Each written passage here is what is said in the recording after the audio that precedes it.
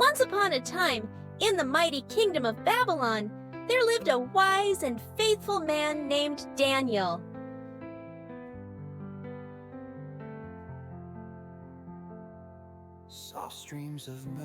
Daniel wasn't just any man. He was brave, kind, and very good at solving problems. The king, a noble ruler named Darius, liked Daniel very much and trusted him with important royal duties. Daniel was so trustworthy that King Darius decided to make him the highest official in the whole kingdom. Can you imagine? Out of hundreds of people, Daniel was the king's favorite. But not everyone was happy about this. In a shadowy corner of the palace, 3 sneaky officials whispered and plotted. They were jealous. Oh, very jealous. They didn't like how much the king admired Daniel, so they came up with a tricky plan to get Daniel into big trouble.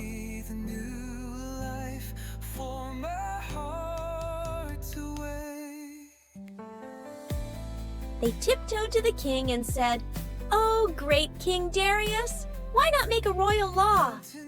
Just for 30 days, no one should pray to anyone but you." The king, flattered and not suspecting a thing, nodded thoughtfully. Sounds like a fine idea. And with a grand swirl of his pen, he signed the law into motion, without realizing the trap he had just sprung on his favorite advisor. As soon as they left the throne room, they scurried into a quiet corner of the palace. There, they unrolled the royal decree, reading it aloud with wicked smiles. "Oh ho ho," the tall one laughed. "He actually signed it." "Our plan is working perfectly," said the bald one, rubbing his hands together. "We've got him now." Meanwhile, in the busy streets of Babylon, a large crowd had gathered in the town square. And guess who was there?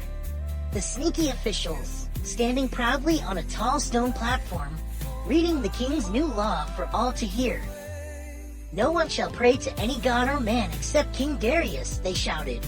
"Anyone who disobeys shall be thrown into the lion's den." The crowd gasped. Some looked confused, others murmured nervously. And in the middle of it all stood Daniel. He heard every word. His heart sank. He knew the law was meant for him. Still, he didn't frown or shout. He quietly turned and walked home, his robe swaying gently behind him. Now, Daniel loved God very much. Every day, 3 times a day, he opened his windows and prayed. And guess what? He didn't stop, not even for a sneaky new law. He knew that honoring God was more important than anything. And oh no! The sneaky officials were watching. "Gotcha!" they whispered gleefully, rushing to the king. Daniel broke the law. He prayed. King Darius was heartbroken. He liked Daniel. No, he loved Daniel. But the law was the law, and not even the king could undo it. So, with a heavy heart, he ordered Daniel to be thrown into the lion's den.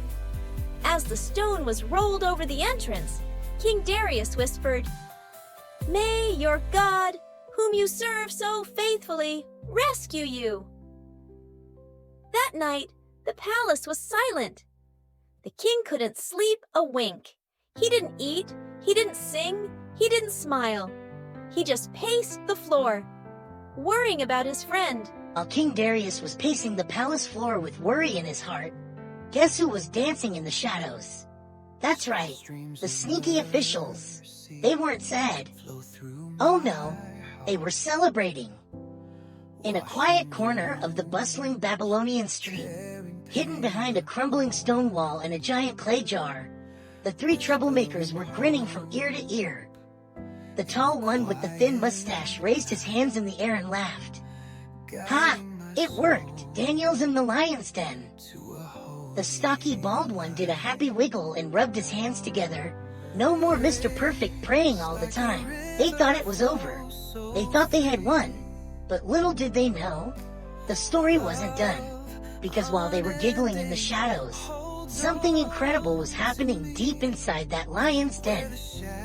At the first light of dawn, King Darius ran, yes, ran, to the lion's den. "Daniel!" he called out, his voice echoing through the cold stone walls.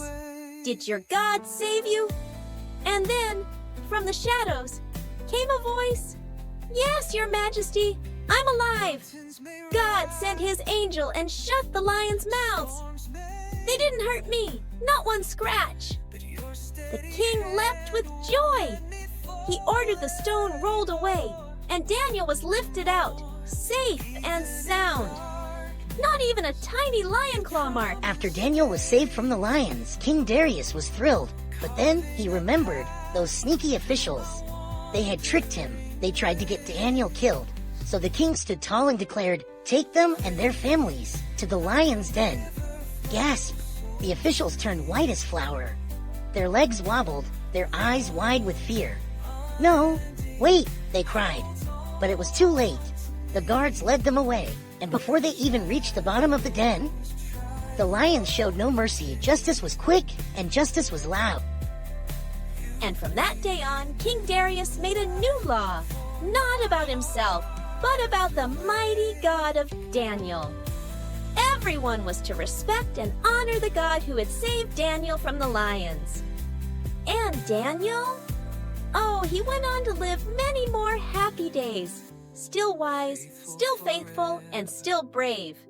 Because when you trust in God and do what's right, even the fiercest lions can't stop you. And that's the end of our roaring good story. Did you enjoy it? Give us a big thumbs up, and don't forget to subscribe for more amazing Bible adventures. Hit the bell so you never miss a story, and tell us in the comments, what would you do if you were in the lion's den? We'll see you next time for more fun, faith, and fantastic tales. Bye!